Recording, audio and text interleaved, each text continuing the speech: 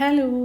നമ്മുടെ പ്ലാന്റ്സ് ആയാലും നമ്മുടെ പച്ചക്കറികളും ഇന്ന് ഒരുപാട് കീടങ്ങൾ വന്ന് ആക്രമിച്ച് അതിൻ്റെ ഒരു ഫലമെടുക്കാൻ നമ്മൾ ചെല്ലുമ്പോൾ നല്ല കറക്റ്റായിട്ട് കിട്ടത്തില്ല. കുത്തുകളും പാടുകളും ഒക്കെ ഒരു ഇതായിട്ട് കിട്ടും. ഇപ്പം തന്നെ ഈ ഒരു കുമ്പളങ്ങ ഞാൻ പറിച്ചപ്പോഴേക്കും നിങ്ങൾക്ക് കാണാൻ സാധിക്കും. നോക്കിക്കോണേ, ഇത് വിളവെടുത്ത് കഴിഞ്ഞപ്പം ഇത് കണ്ടോ, പല തരത്തിലുള്ള ജീവികൾ വന്ന് കുത്തി ഇത് ഇങ്ങനെ ആയിട്ടിരിക്കുകയാണ്. അപ്പോൾ ഈ ചെടികൾ അങ്ങോട്ട് കിളിച്ച് വരുമ്പോഴേക്കും നമ്മൾ ഇതുപോലുള്ള ജൈവ കീടനാശിനികൾ നമ്മൾ സ്പ്രേ ചെയ്ത് കൊടുക്കുകയാണെങ്കിൽ നമുക്ക് നമ്മുടെ ഈ പച്ചക്കറികളൊക്കെ നല്ല രീതിയിൽ കിട്ടും. എപ്പോഴും നമ്മൾ ജൈവ കീടനാശിനികൾ യൂസ് ചെയ്യണം. അപ്പോൾ ഞാനിവിടെ യൂസ് ചെയ്യാൻ പോകുന്നത് കഞ്ഞിവെള്ളമാണ്, അതായത് നല്ല പുളിച്ച കഞ്ഞിവെള്ളം കേട്ടോ.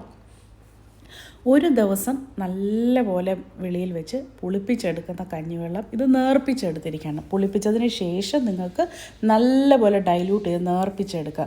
ഇതിലേക്ക് 1 ടേബിൾ സ്പൂൺ മഞ്ഞൾപ്പൊടിയാണ് ഇടാൻ പോകുന്നത്. അപ്പോൾ മഞ്ഞൾപ്പൊടി എന്തിനാണ് ഇടുന്നതെന്ന് നിങ്ങൾ ചിന്തിക്കും. ഈ മഞ്ഞൾപ്പൊടി എന്ന് പറഞ്ഞാൽ നല്ല ഒരു പെസ്റ്റിസൈഡൽ പ്രോപ്പർട്ടീസ് ഉള്ളതാണ്. ഇത് പെസ്റ്റിസൈഡൽ പ്രോപ്പർട്ടി അല്ലെങ്കിൽ നമ്മുടെ കീടനാശിനിയായിട്ട് നമുക്ക് ഉപയോഗിക്കാൻ പറ്റും. അത് ഈ കീടനാശിനി മാത്രമല്ല, ഈ രീതിയിൽ നമ്മൾ സ്പ്രേ ചെയ്ത് കൊടുത്തു കഴിഞ്ഞാൽ നമ്മുടെ പ്ലാന്റിൻ്റെ, നമ്മുടെ പച്ചക്കറികളുടെയൊക്കെ ചെടികൾക്ക് നല്ലപോലെ ഒരു ഓവറോൾ ഗ്രോത്ത് ഒന്ന് പ്രൊമോട്ട് ചെയ്യാൻ പറ്റും. അത് മാത്രമല്ല, ഇതിൻ്റെയൊക്കെ ചെടികളുടെ എല്ലാം നല്ലൊരു ഡെവലപ്മെൻറ്റിന് ഈ ഒരു ടർമറിക് അല്ലെങ്കിൽ നമ്മുടെ മഞ്ഞൾപ്പൊടി സഹായിക്കും. ഇത് ചെടികൾക്ക് മാത്രമല്ല, നമ്മൾക്ക് നല്ലതാണ് കേട്ടോ. നല്ലൊരു ആൻറ്റി ഓക്സിഡൻ്റ് ആണ്. അന്നേരം രാവിലെ ചെറിയ ചൂട് പാലിൽ നല്ല ഓർഗാനിക് ആയിട്ടുള്ള മഞ്ഞൾപ്പൊടി കലക്കി കുടിക്കുകയാണെങ്കിൽ നമ്മുടെ ഇമ്മ്യൂണിറ്റി കൂട്ടാൻ നല്ലതാണ്. അപ്പോൾ നമുക്ക് ഈ കീടനാശിനി ഉണ്ടാക്കുന്നത് എങ്ങനെയാണെന്ന് നോക്കാം. അപ്പോൾ ഞാനൊരു സ്പ്രേ ബോട്ടിൽ എടുത്തിട്ടുണ്ട്. ഈ സ്പ്രേ ബോട്ടിലേക്ക് നമ്മൾ ഈ ഡൈല്യൂട്ട് ചെയ്ത് വെച്ചിരിക്കുന്ന കഞ്ഞിവെള്ളവും പുളിപ്പിച്ച കഞ്ഞിവെള്ളവും അതുപോലെ 1 ടേബിൾ സ്പൂൺ മഞ്ഞൾപ്പൊടിയും കൂടെ മിക്സ് ചെയ്ത് എടുത്തിട്ടുണ്ട്. ഇതിനി ഞാൻ ചെയ്യാൻ പോകുന്ന ഇതുപോലെ ചെറുതായിട്ട് കിളിച്ച് വരുന്ന ചെടികളുണ്ടല്ലോ, പച്ചക്കറികൾക്കാണ് എസ്പെഷ്യലി. ഈ പച്ചക്കറികൾക്ക് ഞാനങ്ങ് സ്പ്രേ ചെയ്ത് കൊടുക്കും. ഇത് നോക്കിക്കോ, ഇത് കണ്ടോ, ഓരോ ജീവികൾ, പ്രത്യേകിച്ച് ഈ ചെറിയ വണ്ട് പോലുള്ള ജീവികളൊക്കെ വന്ന് ഇതിനെ കുത്തി അത് കിളിച്ച് മേളിലോട്ട് വരത്തില്ല. അതിന് മുമ്പ് തന്നെ ചെടി അത് വാട്ടരോഗമോ അതും ഇതുമെല്ലാം വന്നതങ്ങ് നശിച്ചു പോകും. അപ്പോൾ അങ്ങനെ വരാതിരിക്കാൻ വേണ്ടിയിട്ടാണ് നമ്മൾ ഈ ഒരു സ്പ്രേ ചെയ്ത് കൊടുക്കുന്നത്.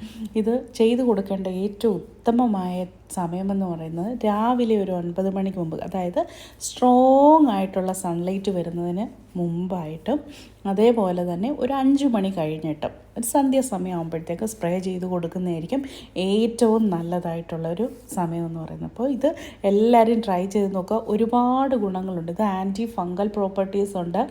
അതുപോലെ തന്നെ ബാക്ടീരിയൽ വാട്ടത്തിന്, അങ്ങനെയുള്ള മിക്ക ചെടികൾക്കുണ്ടാകുന്ന പെസ്റ്റ് അറ്റാക്കിന്, കീടങ്ങൾക്കും പ്രതിരോധിക്കാൻ വേണ്ടിയിട്ട് വളരെ നാച്ചുറലായിട്ട് നമുക്ക് ഉപയോഗിക്കാം. ഒരു കുഴപ്പമെന്ന് പറഞ്ഞാൽ ഇത് ഇത്ര ലോങ് ലാസ്റ്റിംഗ് ആയിരിക്കത്തില്ല. മഴയത്തൊക്കെ പെട്ടെന്ന് തന്നെ വാഷ് ഔട്ടായി പോകും. അപ്പോൾ എല്ലാ ആഴ്ചയിലും ഒരു പ്രാവശ്യം വെച്ച് ഇങ്ങനെയൊക്കെ ഒന്ന് സ്പ്രേ ചെയ്ത് കൊടുക്കുകയാണെങ്കിൽ സ്ട്രോങ് ആയിട്ടുള്ള കീടനാശിനികൾ നമ്മൾ വാങ്ങിച്ച് ഉപയോഗിക്കാതെ ഇത് ഉപയോഗിക്കുന്നതാണ് ഏറ്റവും നല്ലത്. സ്ട്രോങ് ആയിട്ടുള്ള പെസ്റ്റ് നമ്മൾ കടയിൽ നിന്ന് വാങ്ങുന്നതിനൊക്കെ ഒരുപാട് അവർ സ്ട്രോങ് ആയിട്ടുള്ള ഈ പെസ്റ്റിസൈഡാണ്, കെമിക്കൽസാണ് യൂസ് ചെയ്യുന്നത്. നമ്മൾ ഒരു പക്ഷേ പയർ തോരൻ വെച്ച് കഴിക്കുകയോ അല്ലെങ്കിൽ കോവയ്ക്ക മെഴുക്കുവരട്ടി വെച്ച് കഴിക്കുകയോ ഒക്കെ ചെയ്ത് കഴിയുമ്പോൾ നമുക്കത് ഹാംഫുള്ളായിട്ട്, കാരണം ഇത് എപ്പോഴും ഈ ഫ്രൂട്ട്സിലേക്ക് ഇതിൻ്റെയൊക്കെ ഒരു അംശം വരാനുള്ളൊരു സാധ്യതയുണ്ട്. വെണ്ടയ്ക്കായ്ക്കകത്തും ഒക്കെ വരും. നമ്മൾ എത്ര വെള്ളത്തിലിട്ട് കഴുകി എടുത്തു എന്ന് പറഞ്ഞാലും അതിൻ്റെ ട്രേസസ് ഒക്കെ അവിടെ ഇവിടെയൊക്കെ കാണാം. അത് നമുക്ക് ഇപ്പോഴുണ്ടാകുന്ന ക്യാൻസർ പോലുള്ള അസുഖങ്ങളൊക്കെ വരാനുള്ള സാധ്യതയുണ്ട്. അതുകൊണ്ട് തന്നെ നമ്മൾ പച്ചക്കറികൾ നമ്മൾ നട്ടുണ്ടാക്കുന്നതിന് എപ്പോഴും ഇതുപോലെ നാച്ചുറലായിട്ടുള്ള കീടനാശിനികൾ യൂസ് ചെയ്യുക.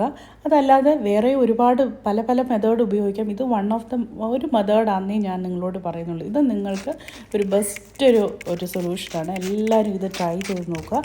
അതുപോലെ വേറെയും കീടനാശിനികൾ ജൈവിക രീതിയിൽ നമുക്കുണ്ടാക്കാൻ പറ്റും. അതൊക്കെ നിങ്ങൾ ചെയ്യുന്നതൊക്കെ താഴെ കമൻറ്റ് ചെയ്യുക.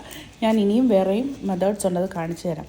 അപ്പോൾ നമുക്ക് വേറൊരു വീഡിയോയുമായി വീണ്ടും കാണാം. Till then take care friends. By.